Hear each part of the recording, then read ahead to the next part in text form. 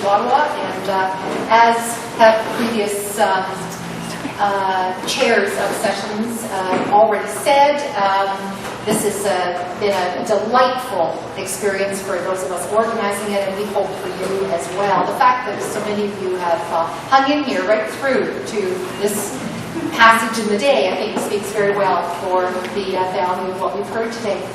As Cecilia indicated in her wonderful keynote address over lunch, people like Janet Carnahan, who was an historian, a teacher, a museum developer, promoter, and much else, is to be remembered. It really is the hallmark of the kind of woman that we celebrate and the model that we celebrate in OWN. Since our founding days in the late 1980s, we have always wanted to broaden the discussion about women's history into the community. And so this last session takes as its goal a discussion on the part of three very highly qualified, we're so lucky to have these three women with us today, to take a number of the notions that have been presented over the course of last evening and today. Several are going to speak about Laura Secord in one version or another, and to speak about how that is disseminated into the broader community. So this is not a session by historians as such, but those who have taken historical knowledge and understandings and have reworked that in a variety of highly creative ways.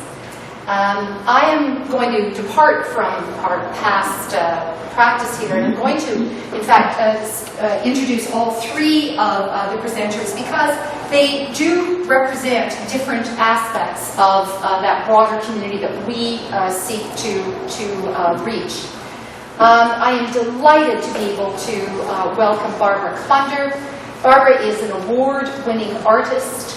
She has a current exhibition on Laura Secord that is at Brock's Rodman Hall. It will be there between the 1st of May, so it's almost ready to go, until September the 9th. So everyone in this room will be in a position to see that exhibition. It's called Laura Secord Paper Cuts. I know she's going to speak about that today.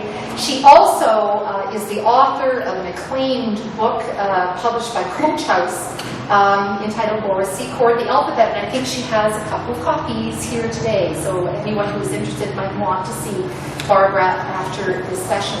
So Barbara, as an artist, is very important in our broader discussion today.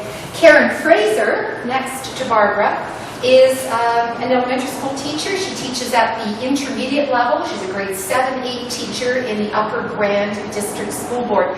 We have been so privileged through the years to have had a number of teachers, as we have in this audience, to help us translate this important area for students. We know that's the next generation, and it's very important for us to speak about just how this can be presented in a palatable, interesting way for students.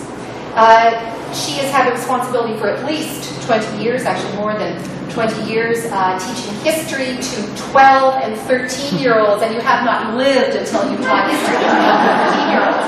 This is a very compliant audience. She won't have to deal with us at all. Good, right? Very good. Watch it on the timer, yes. She's also involved in the Wellington County Historical Society, and she is a member of the Society's publication committee that produces a yearly journal of articles, stories about people, places, events from Wellington County's past. So she has that side as well, and we know how that reinforces effective teaching. She's going to speak to us today about that teaching, however. Last but not least, Carolyn McCormick, who is president of Friends of Laura Secord, and particularly is going to speak about the Friends of Laura Secord Walk, is with us. We are so pleased to have Carolyn. I should just say in passing that one of the great things about OWN that has held so many of us in the organization for years are the networks that we find and nurture while we're at these conferences. It turns out that Carolyn and I lived in Calgary at the same time and attended the same high school without knowing each other, so it's delightful to, I think she's actually a little younger than I am, so it was a bit later. But we have a common heritage there. So she has lived in Calgary, in Toronto, in Niagara-on-the-Lake. She's a University of Calgary graduate, and she too is an artist and brings those sensibilities to her work. So I want to start by thanking all three of our presenters and begin by inviting Barbara. All three of the presenters have promised not to be offended when I give them the 20-minute mark, so we have a bit of a chance to discuss this afterwards. Barbara. Thank you. I'm not usually in front of such an educated crowd. I'm usually in front of kids. I've been teaching in schools as an artist for about 34 years, and the reason they keep asking me back is because I seem to do a lot of stuff. I don't do just paper cuts, I do everything. And I'm telling you, it's a rebellious and obnoxious and lazy and ambitious crowd I'm usually in front of. But I get them. So what I teach them, what I try to tell them what art is, and it's a series of thinking patterns. It's like you respond to something, and if you've ever been told you're too sensitive, that's a good sign.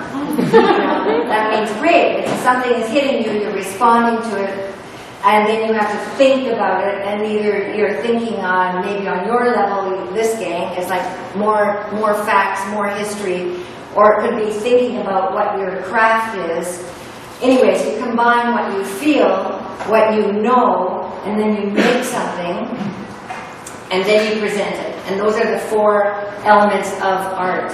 And so that takes me all over the place, and I have done all kinds of things from designing logos, working with the Stones, the Rolling Stones, Absolute Vodka, Coca-Cola. But basically, that's a different kind of art than fine art, although I do that now. But when I started out in the design world because I came from an artistic family and I was sort of encouraged to do that. And I'll talk more about that later. But basically, I'm interested in the kind of art that affects everybody. That makes me, I guess, a folk artist because I'm interested in the folks rather than the high-end fine art, conceptual art, which is more thinking, less doing. You know that kind of art that's a pile of dirt? Okay. It's good. It's always good. It's usually like, wow, that's amazing. But I'm more interested in making stuff, and I'm happy when I'm making stuff. And that comes from my background, and my parents are pure madmen. Do you watch Mad Men at all? That is so accurate. My mom's name was Betty. Dad looked like Dan Draper. Mom looked like Betty.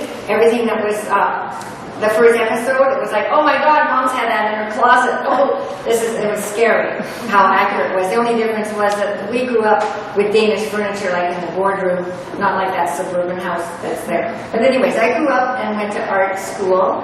And while I grew up, Dad, who was born in St. Catharines, when I was a kid, I had to go to these Laura Secord family picnics. I hated them as much as I hated church. So, what? Because everybody thinks, and before, I did a little book 23 years ago about Laura Secord, and the motivation for me was, what? We're related to Laura Secord? I don't know anything about this. And Dad was a guy in denial with a lot of martinis, so like he didn't get around to telling me anything like that. So I had to do the research myself. And I come from the Secord side, and way back before Secord, it was Secord. It was French. It was Huguenot. And so that's the side I'm from. And so that was a motivation for me to do a little book because I had a kid and I wanted him to know his family history, you know, so it's all there. And I thought, I'm an artist, I'm not a writer. I'll hide my writing in an alphabet book. That's what I'll do. So I embedded the whole story with the alphabet runs all the way through it. So maybe I will just move on to the next slide. I'm not tech, okay? Okay, there's the cover of the book. This is what I brought today. It's the latest version, and it's all illustrated with paper cuts, which are my latest passion. And that is the show that you'll see at Brock University. If you go to St. Catharines this summer, you'll see all of these up on the wall. The ones for the book are pretty much size as, and then I've done some giant ones, which I will show you on the screen. And then I like the idea of, like the airport look of shiny cover with cardboard. So, just kidding. I don't like it. But I like the combination. All right, so, and so I want to know more about Laura and what motivated her. I mean, when you think of it, I walked in and you've got the facts. It's like unbelievable that she would leave her children and take off in the morning and run, leave her kids with the enemy, and run, and not knowing where she's going exactly, and was told to stay off the road, so she went into the swamp. So Carolyn can tell us exactly how far that is, but the power of myth is that it was about 20 miles or so, and to my mind I went into like, oh, that's like a marathon. So like my facts slide a little bit because she's our mythical creature. She's our, like, okay, when I did the first book, there was a cow in the story, you know, like, now we know better. There's no way a cow is going to go anywhere, right? She either used that as an excuse to get out of the house and out into the field and take off, or it's just complete fabrication. But I'm thinking about her, and that's what made this, the artwork for this show that you'll see this summer. What was going through her mind as she was lost in the swamps? And the walk, take your rubber boots, because you'll be going through the swamps and rivers and 12 Mile Creek, and then hiding in the woods and coming out at different places. And I don't know if they had swear words back there. Like, what would have been the equivalent to, well, never mind. Like, what?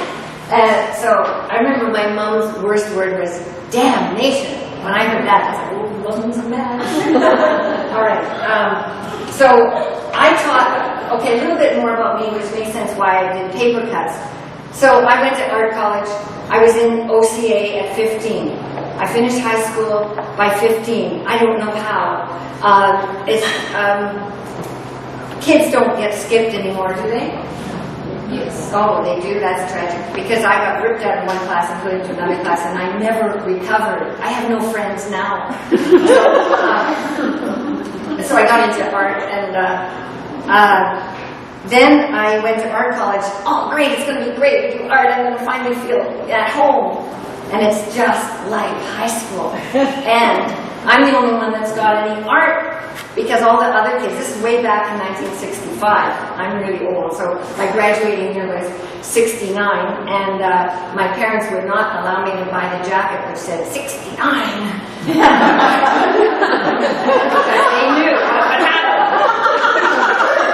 And I didn't have my license yet. Anyway, so I got 99 in everything because I grew up with drawing and painting, and so it was easy. And we had to wait with that first year, which was totally interesting, all different things. And then it was all even, and we could go and specialize. And I was still ahead of the game, because when I specialized into graphic arts, which is you take the alphabet, you take illustration, the first lesson was the first term we had to come back and do the letter A. 6 weeks. I can be here tomorrow with it. I'll bring you 3. And it was very slow, so I got into trouble at OCA for not cutting classes, but going into other people's classes.